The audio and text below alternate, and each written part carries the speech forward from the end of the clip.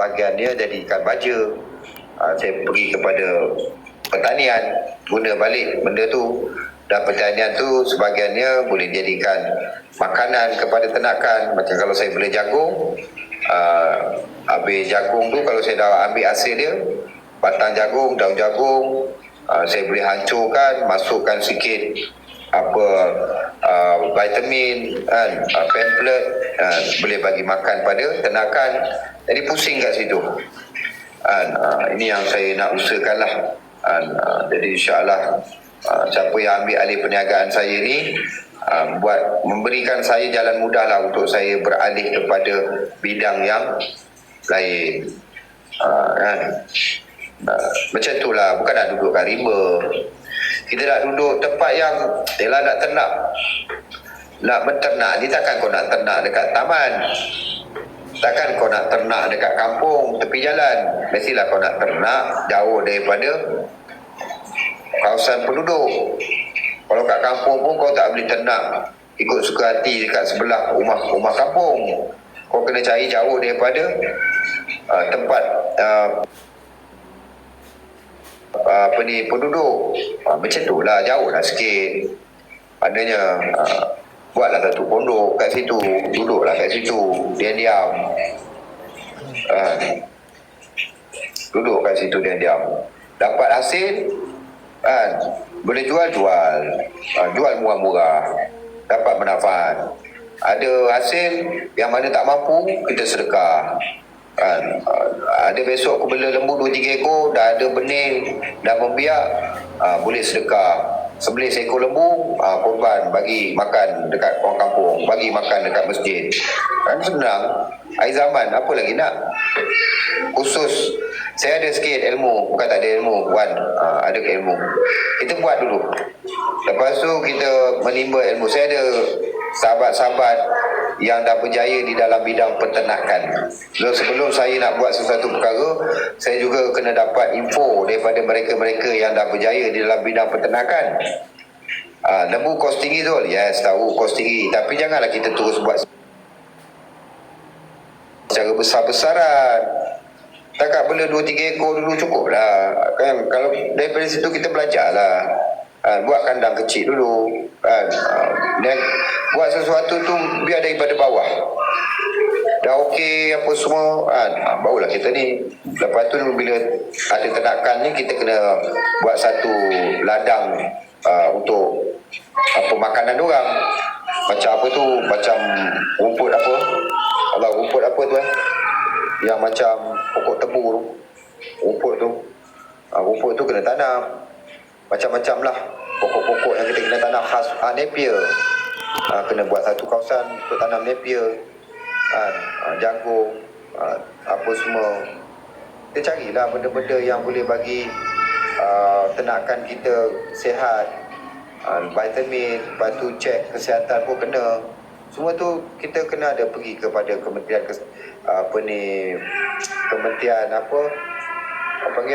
bahagian peternakan ni. Dia orang, kita minta lah, kita sama dia orang untuk datang cek kita punya ternakan daripada segi penyakit apa semua. Belajarlah daripada situ. Nak buat sesuatu tu mesti kau kena buat dulu. Daripada situ kau belajar. Takkan nak buat tak ada ilmu, mesti nak buat kena ada ilmu. Betul tak? Buat pejabat haiwan, kita buat satu. Dan benda ni pun bukan kerajaan tak bantu, kerajaan bantu, kerajaan suka. Hari ni China, India pun menjadi peternak. China bela babi berdua ekor. Kita orang Melayu takkan tak boleh nak jadi peternak macam diorang lagi baik. Veterina, yes, terima kasih. Besok aku dah ada tu, besok belajarlah dapat sijil. Macam aku meniaga kedai makan ni, belajar kedai makan ni daripada tak ada apa dulu, macam-macam sijil aku dapat. Macam-macam sijil aku diberikan. Macam-macam kursus aku buat.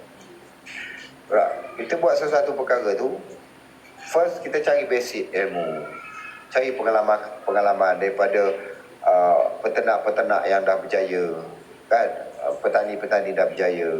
Ambil dulu maklumat, info. Lepas tu kita sendiri buat pelan-pelan. Jangan jadi pemalas. Kalau nak buat satu benda jadi pemalas, tak jadilah kan. di sembang ni banyak. Nak buat sembang yang lebih wang kita. Aku bukan jenis macam tu. Aku SRP pun tak ada. Sekolah tak pandai macam korang. Memang aku palatau. Memang palatau. Walaupun SRP tak ada. Korang semua ada degree, diploma. Tapi otak ke belakang. Aku SRP tak ada. Jadi tak ada keselesaan. Nak berjaya tu tak ada bergantung pada sijil. Tak ada. Benda tu tak boleh bagi aku jadi sabadi. Aku kena usaha. Kena usaha betul-betul. Nak dapat apa-apa pun aku kena betul-betul tekun. Perlu bersemangat. Perlu menghargai setiap peluang yang ada. Itu je.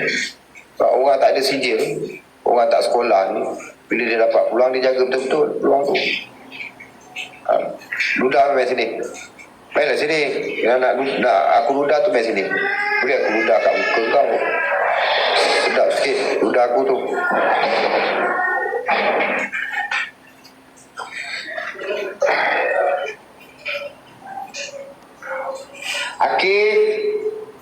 Akif, awak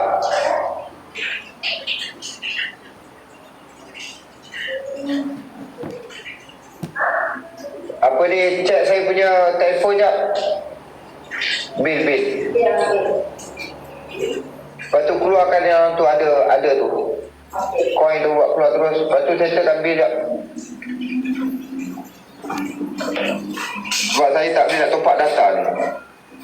Saya pun nak cek habis dah. Lepas tu saya kena balik sini pakai wifi page baru. Tadi nak saya duduk sini sebab pakai ni data habis dah ni. Saya nak topak data tak boleh. Adik, asal adik tak ada kasut? Kasut adik mana? Kasut adik kat dekat sana lah, dekat pentas lah adik. Adik letak kat pentas tu, kasut semalam tu. Bagi pakai kasut lah.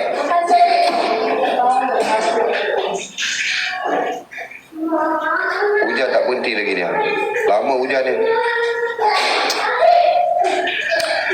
Saya nak pergi mamak je ambil kuih pisang. Mak kuih pisang lah tu. Awak?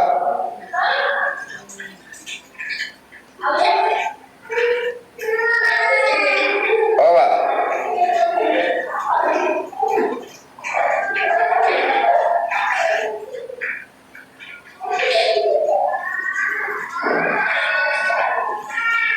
Betul. Dia tengoklah kita punya usaha. Kalau kita buat betul, kita tekun dalam satu perkara kan. Bila nak menternak ni memang banyak lah dia punya ujian kan.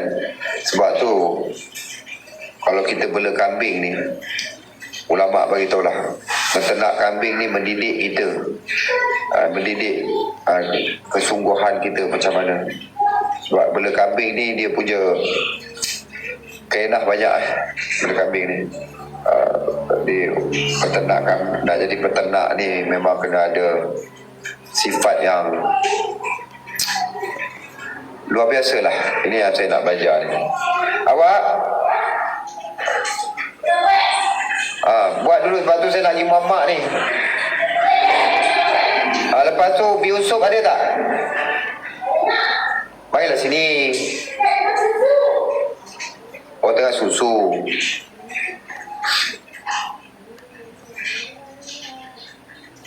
Lain tak ada, tak bergerak. Pakai line wifi dia. Data saya, phone saya tak dah, bil tak bayar lagi. Lambat bayar bil je. Call boleh, data je tak boleh. Belum topak data banyak sangat.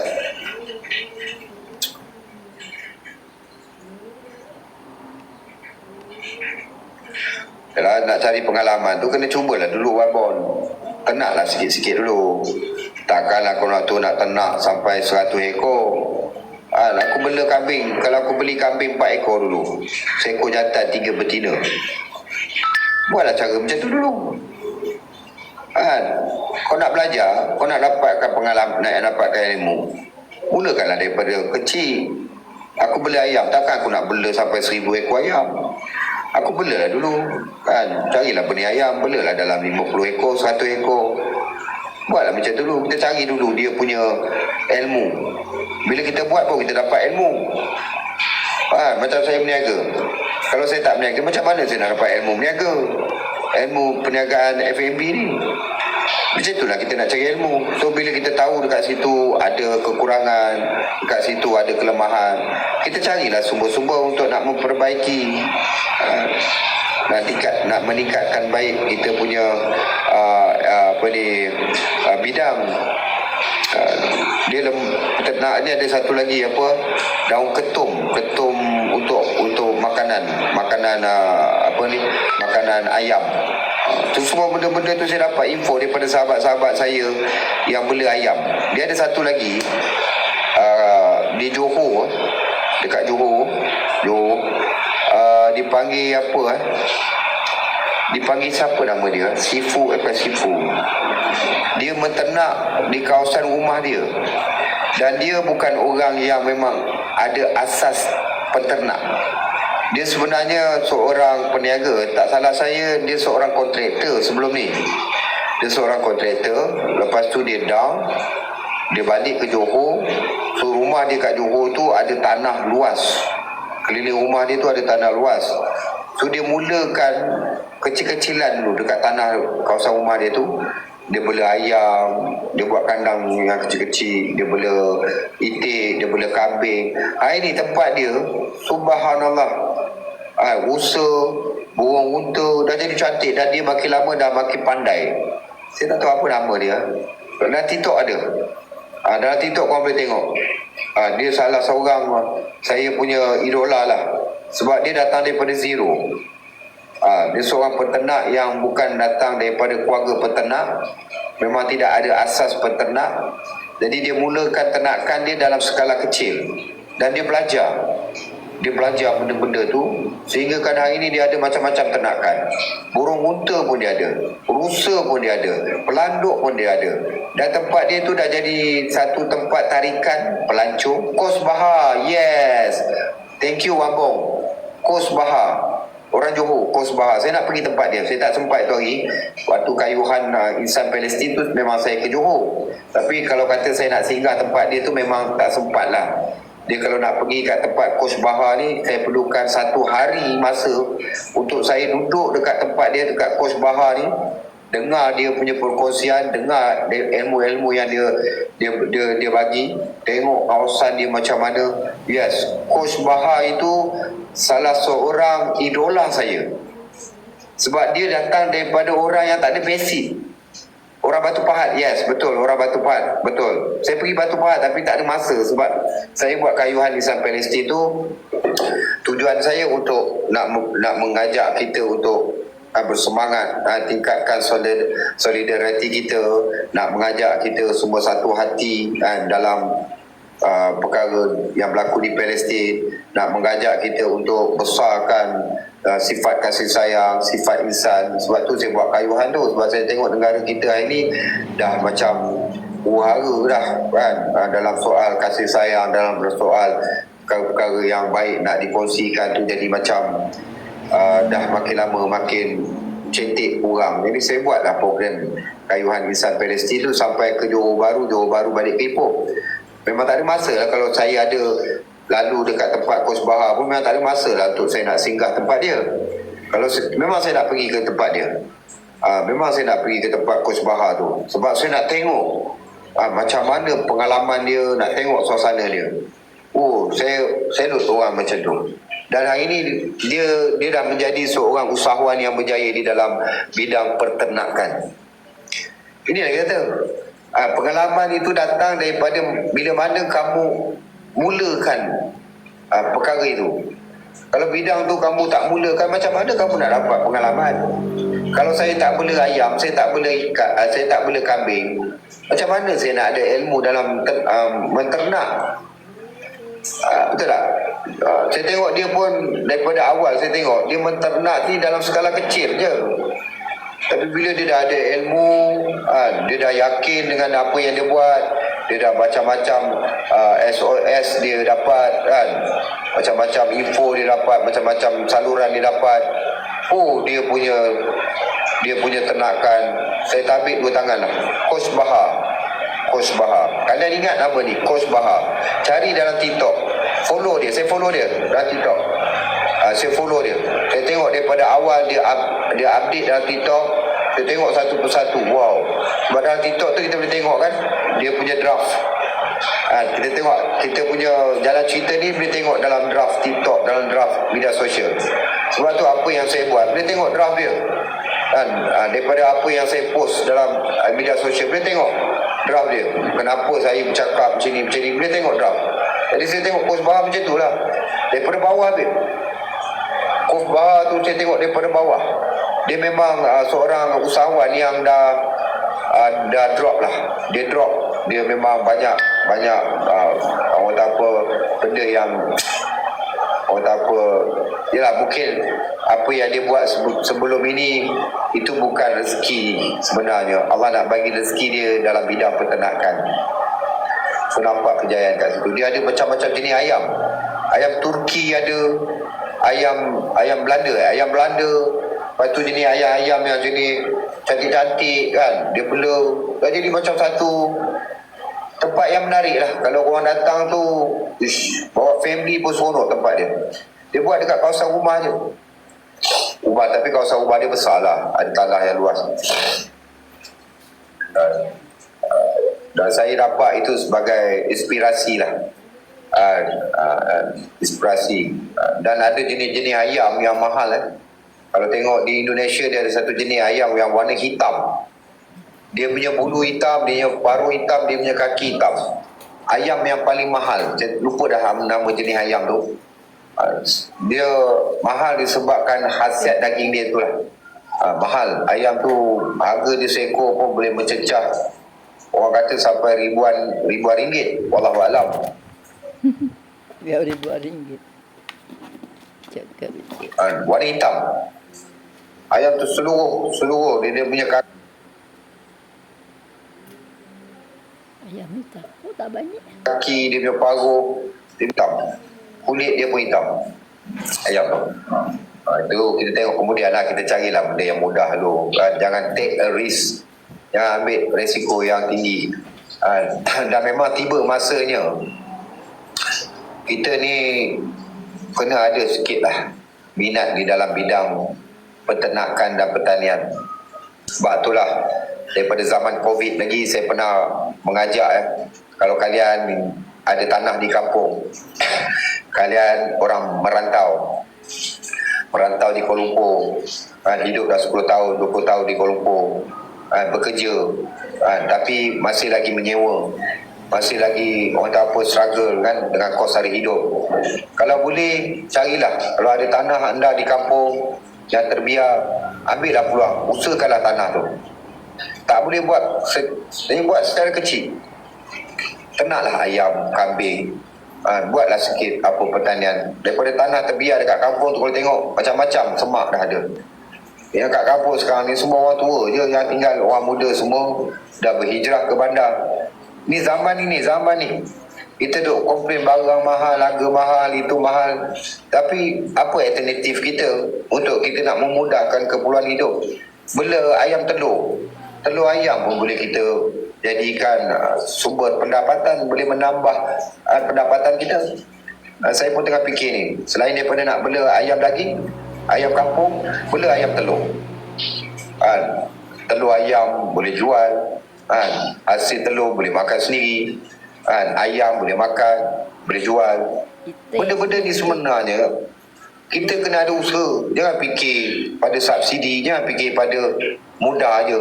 Cari duit nak ayam beli, cari duit nak telur beli, cari duit nak sayur beli.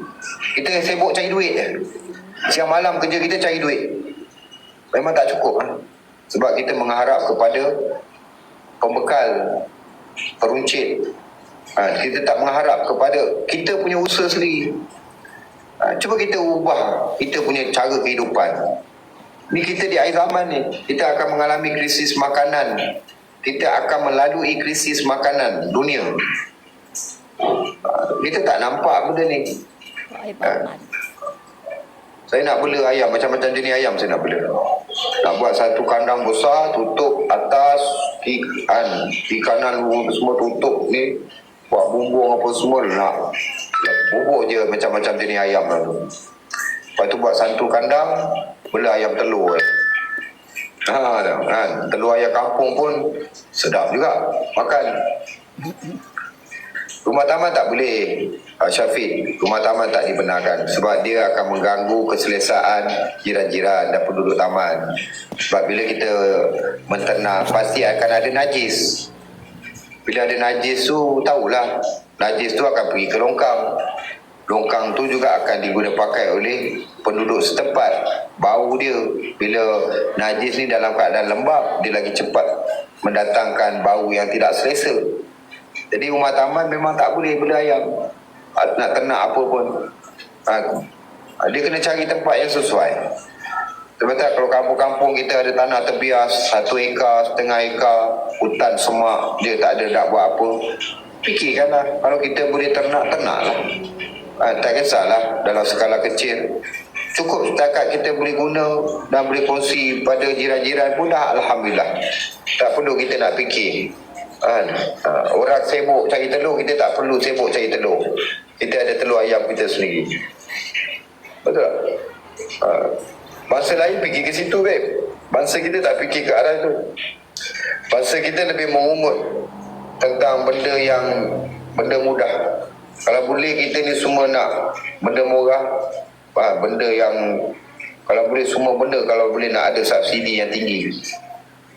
Sebab kita jenis yang kerja cari duit dah. Faham tak? Cari duit, nak apa beli. Semua benda kita nak beli. Mandi kalau fikir macam tu. Kalau kau nak cari duit ni, memang tak cukup masa kau. Sebab tu hari ni ada hikmah sebenarnya. Kita tengok kepada kebaikan apa yang kita akan dapat. Mungkin Allah nak ubah cara pemikiran kita. Belajar untuk jadi petani, jadi peternak. Secara bukan komersial, secara untuk keperluan kita pun dah cukup dah. Sebulan sekali balik kampung, upahlah orang kampung siapa-siapa tolong jaga seorang, jaga ayam kita, jaga kambing kita. Balik sekali tengok ternakan, 2 minggu sekali balik tengok ternakan, tengok hasil, tengok telur ayam berapa banyak dapat, ada lebih sedekah. Itu yang kita nak. Menarik tak bangsa Melayu kalau macam tu? Tak payah fikir dah. Tak heran dah bab keperluan makanan ni. Tak perlu. Dah. Ada 2-3. Dah. Topak 3 duit kan. Topak bayar duit dengan terupi. Boleh lah. Dah bayar dah.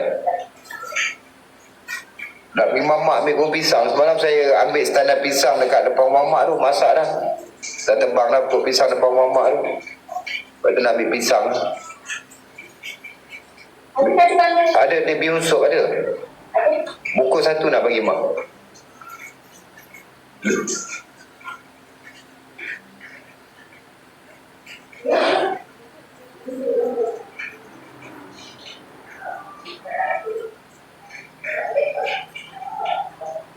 Kita ni kadang-kadang duk harap benda yang mudah je. Kita duk harap pada benda yang percuma. Mana boleh macam tu? Tak boleh. Saya pun pernah duduk di kampung kan. Saya pernah duduk di Ulu, di Gerik tu. Nak sampai ke Kuliah Intan, nak sampai ke sepadan Siam tu. Orang kampung dulu bela ayam kampung ni. Kalau masuk bawah rumah ni penuh dengan telur ayam kampung. Kan? Tak gaduh nak makan telur. Kutip je telur ayam bawah rumah. Dalam semak-semak kadang telur ayam ada. Kan? Tahulah ayam kampung ni dia bertelur. Dalam hutan lalang pun dia bertelur. Kan? Nak ayam, tangkap je ayam kampung makan. Jadi kita nampak dah benda tu dah wujud daripada zaman nenek moyang kita. Kenapa kita hari ni tak boleh buat? Memanglah kita hidup dalam zaman yang serba moden teknologi, tapi jangan kita sampai lupa cara yang boleh memberikan impak yang baik dalam keperluan hidup. Saya pun tak faham. Saya January ni saya pun nak belajar dengan January ni sahabat saya dalam TikTok ni pun saya duduk nampak dia punya Dia punya usaha macam-macam juga. Dia pun menternak, dia pun ada produk, produk makanan apa semua saya tengok. Genre Cik Guru duduk di Kedah tu, saya tengok dia punya semangat tu. Kita nak cari kawan-kawan yang macam ni lah. Kawan-kawan yang ada semangat dalam bidang peternakan, pertanian dan production makanan, produk makanan.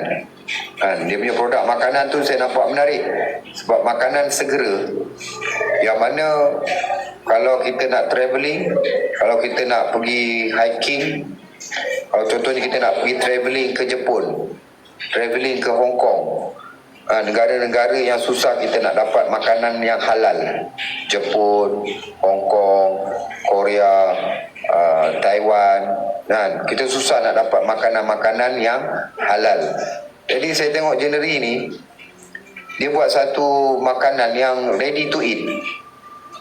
Katalah asam pedas, masak lemak, sambal tumis. Saya tengok dia buat macam-macam jenis produk ready to eat. Dia punya packaging tu dia rendam dalam air panas. Rendam dengan packaging tu terus, dalam beberapa minit angkat, koyak, ini tuang, dah boleh makan dah. Dah boleh makan dengan nasi ataupun dengan roti. So saya nampak dia punya produk ni memang sangat menarik lah. Banyak orang ini nak guna benda-benda macam tu. Orang yang suka hiking bila hiking kadang-kadang ni dia nak masuk hutan 2-3 hari, nak dapatkan makanan-makanan yang mudah untuk macam tu. Berlambak dah orang Melayu buat banyak Abdul Roni. Saya suka benda ni, sebab untuk orang yang nak travelling ke negara-negara, contoh kalau kau pergi Brazil, kau pergi Hawaii, kau nak cari makanan yang halal susah. Tak payah jauh lah, kita pergi ke Bali dah lah. Ke Bali tu, Pulau Bali tu. Hati-hati babe. Nampak je dia orang pakai kain batik, nampak je dia orang pakai baju kebaya, tapi kebanyakan mereka bukan Muslim. Diorang berniaga ni kadang-kadang nampak je macam betul ke? Jadi kita pun was-was. Jadi untuk travelling, makanan-makanan macam ni memang ada potensi. Sebab negara-negara yang kadang-kadang kita pergi pun susah nak dapat kedai makan halal. Usabit, saya dah pernah pergi ke Jepun. Nak cari makanan halal, itu saya pergi 20 tahun dulu. Nak cari makanan halal dekat Jepun, pening kau pening. So ada makanan-makanan yang macam ni, saya sangat seronok lah. Saya sangat menggalakkan lah. Dan dia boleh pergi market yang jauh lah. InsyaAllah lah. Saya support genre tu. Dalam TikTok dia ada Rio di genre. Saya nampak lah benda-benda ni, benda-benda yang kita boleh follow lah. Kita boleh buat, kita boleh jadikan bidang kita. Boleh jadikan bidang kita. Sebab makanan halal untuk keperluan dunia ini meningkat meningkat kan. Untuk pasaran tempatan mungkin kita rasa ada persaingan, sebab kita mudah nak dapat makanan halal di dalam negara kita. Tapi untuk market di luar negara, dia sebenarnya permintaan tinggi. So kalau kata kita dapat buat dengan cara yang betul, dapat urusan JAKIM halal apa semua, halal Malaysia, Masya Allah, pasaran di luar negara ni sangat luas. Makanan-makanan yang kita buat macam ni. Ini satu benda lah yang kita nak bangkitkan semangat. Jangan nampak pada dalam negara, kita nampak pada luar negara apa yang kita boleh buat. Saya dah travel walaupun SRP tak ada.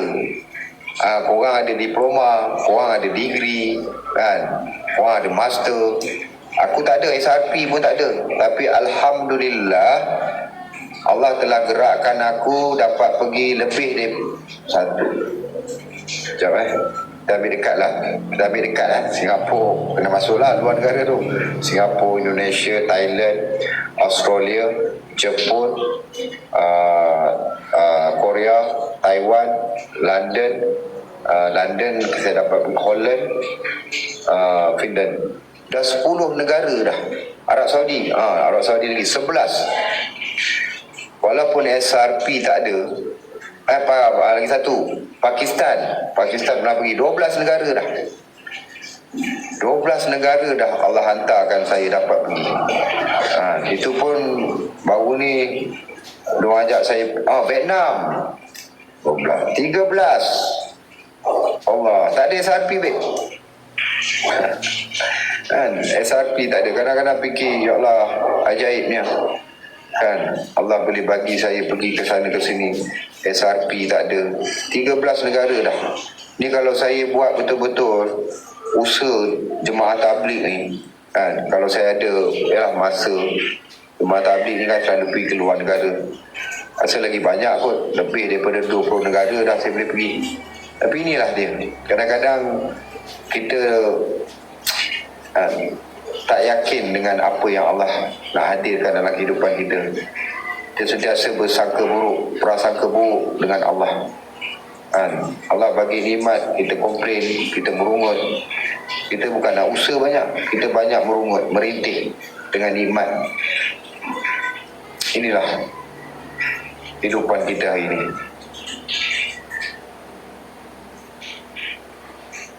Inilah yang sebenarnya kita kena terima.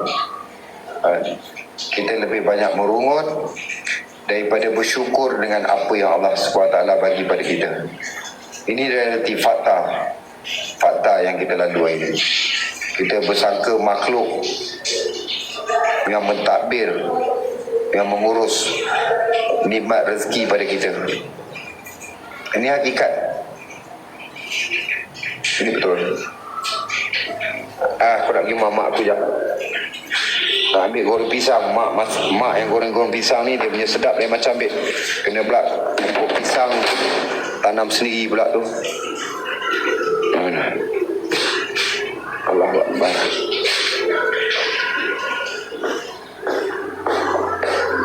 Dah siap Abi Yusuf? Ada buku dah Abi Yusuf? Ustaz, tukar bisik. Lepas tu dah lap belum? Memang nak buka dalam ni. Saya nak buka dari dia punya. Alah, macam mana tempat tu masuk ayam ni? Dia retik. Saya cek tengok betul-betul lah. Padahal sihat dia taruh dia. Alamak, payah tu. Saya pergi mamak jap. Lepas tu nanti baris suruh orang kemas balik meja-meja yang basah apa tu susun balik. Yang lantai yang kena hujan tu mop.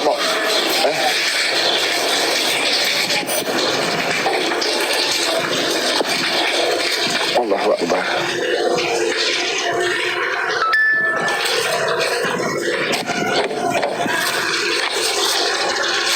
Biunsuk Utara. Sini Biunsuk Utara.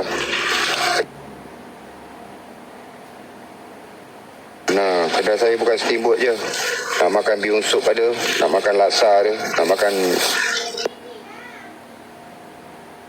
goreng-goreng apa western ada. Tu yang kata kalau siapa ambil alih perniagaan saya ni, macam-macam dia boleh buat.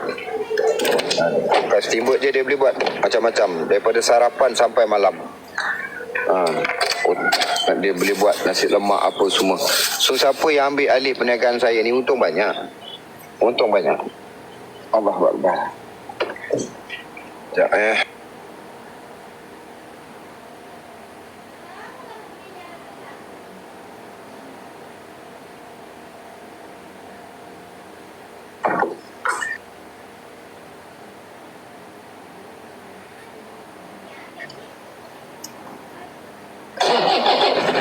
Dan saya akan kongsi resepi-resepi lah. Resepi saya yang korang rasa okey, saya turunkan resepi ni kepada siapa yang ambil alih perniagaan saya ni. Saya akan bagi pada dia. Okey, buat tom yum macam ni, buat sup macam ni, buat sos macam ni, buat itu macam ni. Okey, saya akan tunjukkan dia. Saya akan buat. Dan pekerja saya yang ada kemahiran tentang apa yang saya ajar pada diorang, dia juga boleh terus bersama dengan kalian. Saya pun nak kalian boleh ambil diorang bekerja juga, sebab dia boleh bantu kalian nanti. Kedai kat Meru Raya Ipoh Perak. Sekejap. Saya nak Nak top up data jap.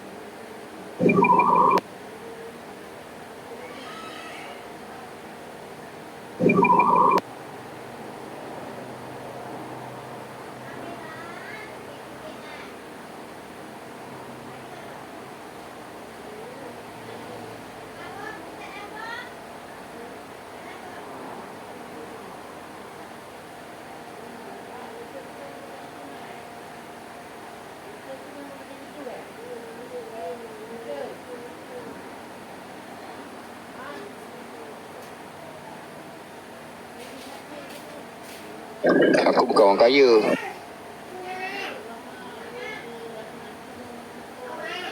Aku bukan orang kaya. So kena jual lah. Kau ingat aku orang kaya ke? Aku miskin. So kita nak cari modal. Aku bukan orang kaya. So kena jual lah. Kau ingat aku orang kaya ke? Aku miskin. So kita nak cari modal tepat. Nak cari modal tepat. Nak cari modal tepat.